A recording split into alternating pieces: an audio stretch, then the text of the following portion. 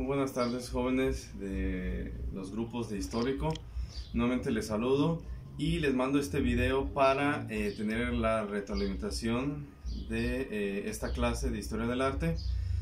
Hoy voy a tratar el tema del barroco, ¿sí? Esto es algo que ya ustedes ya me entregaron, pero sirve para su retroalimentación. Bueno, después de este gran acontecimiento que es el Renacimiento, surge el barroco.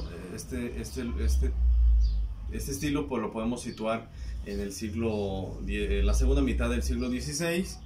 Y bueno, todos estos periodos que ustedes están estudiando no se dan por la casualidad, ¿sí? No quiere decir que exactamente a la mitad del siglo XVI ya vamos a empezar otro nuevo estilo. No, tienen que haber circunstancias que marquen pues esas pautas. Bueno, aquí iniciamos en la página 91 de su libro y nos dice que lo que hace que se vuelva a replantear estos nuevos estilos del arte, pues es precisamente un hecho que se da con la Reforma. Bueno, Martín Lutero es el gran reformista. Bueno, ¿qué pasa con ese señor? Bueno, pues él era un monje católico que por algunas circunstancias se dio cuenta de que hay algunas cosas dentro de la Iglesia Católica de las cuales él no comulgaba, ¿sí? No estaba de acuerdo, pues. Y empieza esta propuesta que, al no hacerle caso, digamos, el Papa en ese curso, pues él propone nuevas cosas y se va alejando un poquito de esa tradición que ya tenía, y pues inicia la Reforma. Entonces, imaginémonos ese contexto donde en toda Europa pues el catolicismo es muy fuerte y alguien que por ahí metía ideas de que, bueno, no pagues diezmo, etcétera, etcétera, pues era como meter en crisis a la sociedad, que de hecho entró. Entonces empieza, como aquí dice su libro, una crisis social, religiosa y política. Bueno, pega en todos los sentidos una reforma, y pues en la iglesia responde con una contrarreforma y convoca el Papa Paulo III a un concilio, y lleva el nombre de Concilio de Trento precisamente porque se celebra o se vive en la ciudad de Trento. Bueno, ¿qué tiene este concilio de característico? Bueno, pues era que sirve para poder dar respuesta a todas aquellas interrogantes que tenía Martín Lutero, pero también se aprovecha porque para hacer un concilio pues hay que convocar a todos los cardenales de todo el mundo, y una vez convocados pues utilizaron también para resolver algunos dogmas fundamentales en la iglesia, por ejemplo en el tema de la Virgen María.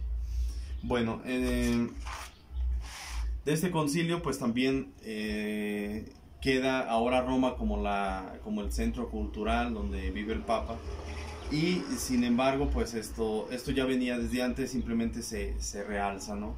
Y con ello pues aparece esta basílica que ustedes han escuchado, la Basílica de San Pedro, y pues ahora este lugar que es donde se concentra el catolicismo, porque ahí está el Papa en el Vaticano, que de hecho pues el Vaticano es un país, se rige con sus propias normas, digamos es el país más pequeño del mundo. Y entonces en esta catedral vamos a analizar que en su proceso de construcción, que inicia desde la etapa pasada con el Renacimiento y bueno termina con el Barroco, pues son muchas las participaciones de grandes artistas, como ya veíamos a Bramante y a Miguel Ángel participar en este proyecto, y también va a aparecer este nuevo artista que se llama Lorenzo Bernini. Bernini fue un gran artista del Barroco, y el Papa le encomienda varios proyectos. Voy a mencionar dos. Uno es el baldaquino, que es donde hace el transepto, es decir, en el centro de la planta de la cruz latina de la basílica. Pues ahí está este baldaquino, y si ustedes se fijan por ahí en algunas imágenes, ya que por aquí el libro no la presenta, pues son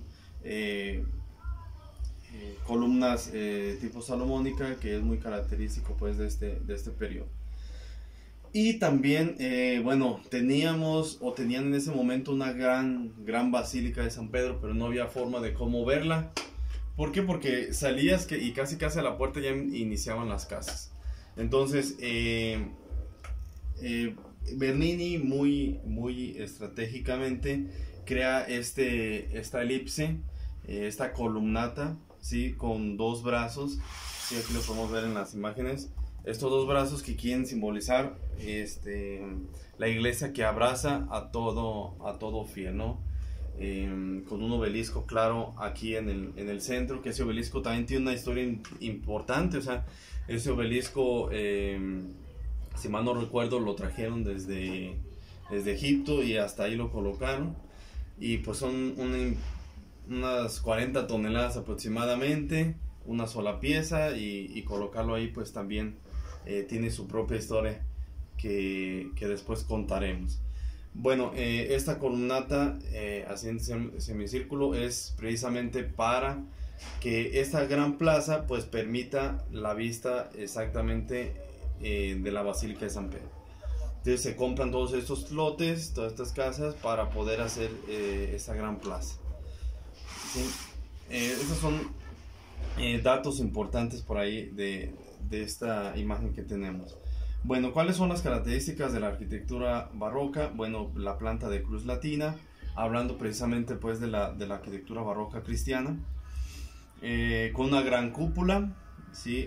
Tenemos las naves, ¿sí? Y dentro de esas naves también teníamos pequeñas capillas o ábsides, donde había imágenes de los santos, ¿sí? Los que había en ese momento. El arquitecto barroco busca un misticismo que lleva desde la contemplación hasta la iluminación del hombre, la unión entre lo terreno con el más allá, refiriéndose pues al cielo. La arquitectura barroca utiliza una exagerada decoración de formas orgánicas y utilizan distintos materiales como la piedra, el mármol, la cantera, y en algunas ocasiones materiales preciosos como el oro. Bueno, el arte barroco tiene también su incidencia en el campo del protestantismo, es decir, no solamente los católicos construían arte barroco, llámese arquitectura, pintura y escultura, sino también los protestantes. Bueno, protestantes se refiere a todos aquellos que no son católicos, pues, sí, de otras religiones, de otras ideologías y demás. Que ellos se enfocaban más a la cuestión más, podríamos decir, poética o también nacionalista.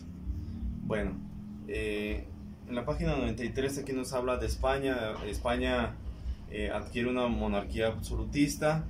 Es Cristóbal Colón quien descubre, a finales del siglo XV, descubre la Nueva España. Y pues esta extensión que se hace de España, tanto cultural como religiosa, política, se extiende hasta nuestro continente americano, concretamente por la historia que ustedes saben de la conquista material y espiritual de aquí de México, por ejemplo. Y pues eso tiene que ver, o sea, la arquitectura renacentista y barroca pues ya llega a nuestro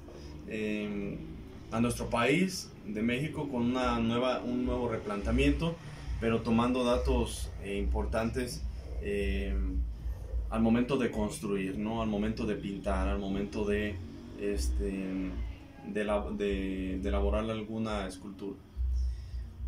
Bien, también se le conoce, como aquí nos dice el libro, el siglo de oro de España, ¿no?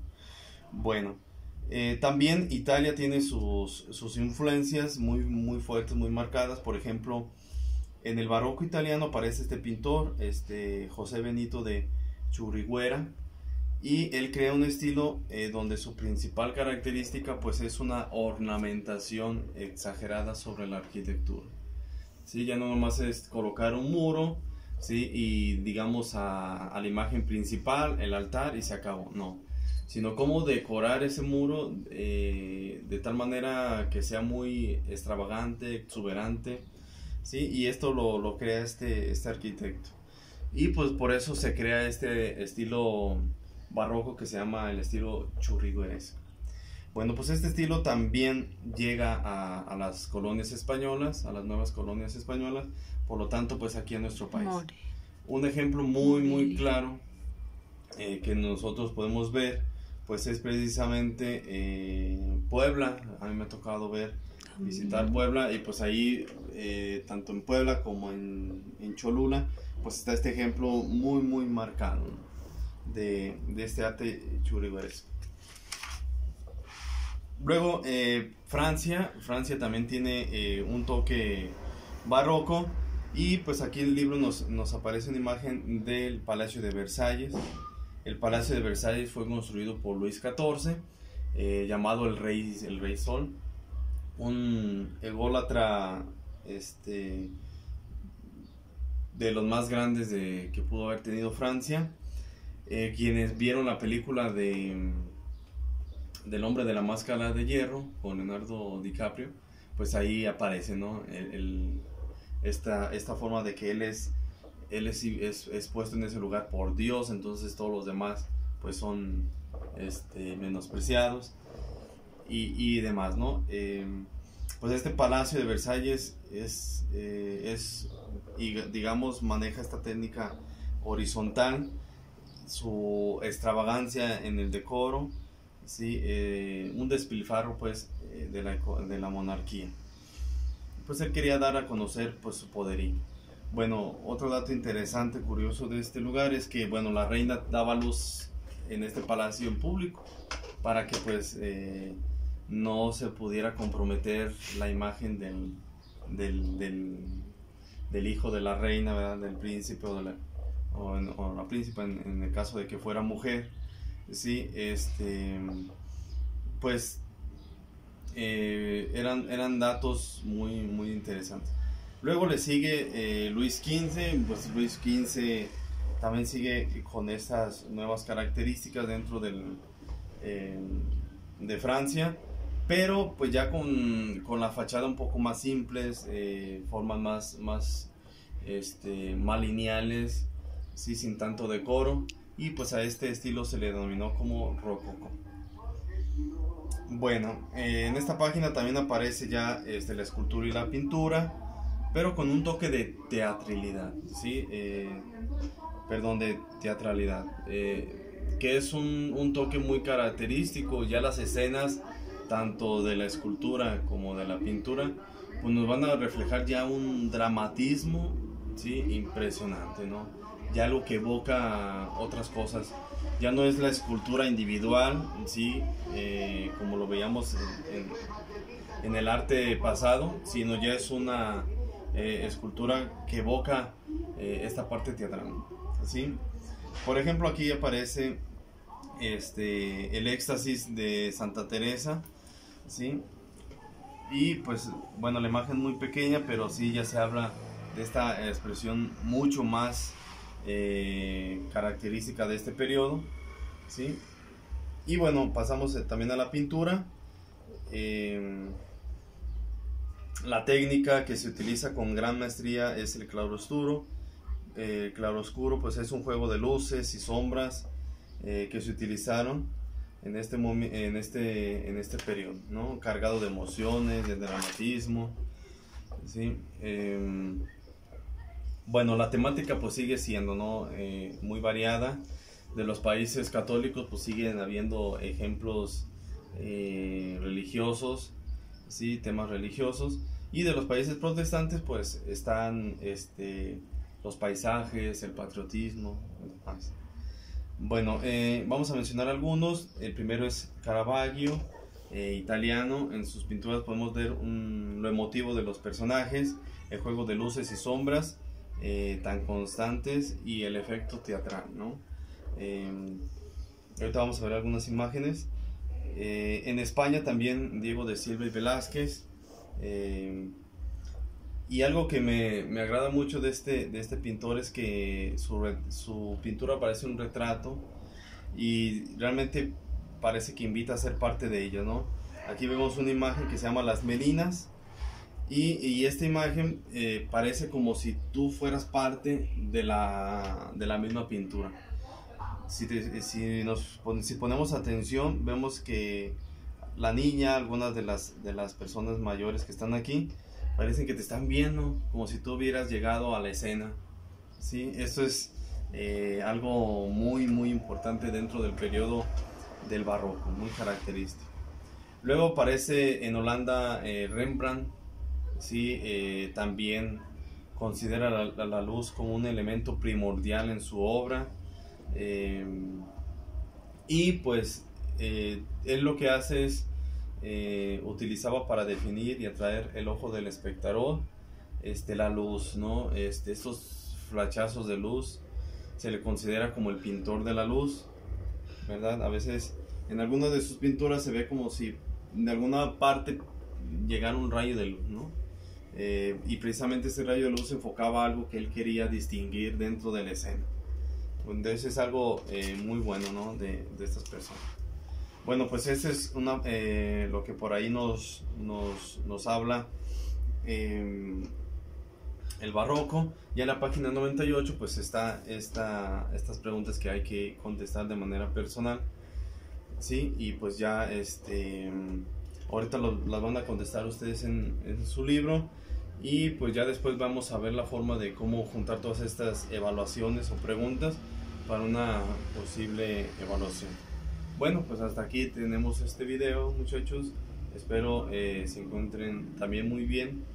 Y de la tarea que queda por ahí pendiente, por ahí hicimos la observación de que el contenido es muy amplio. Entonces ustedes hay que darle una leída, por supuesto, a todo. Y si ustedes se limitan a un tema, ustedes pueden profundizar en eso para su trabajo, ¿no? Yo puedo seleccionar un autor, puedo seleccionar solamente la pintura, la arquitectura, y sobre eso hacer la tarea. Sí, eso para que lo tengan en cuenta. Bueno, pues nos vemos hasta el próximo video, muchachos. Saludos a todos.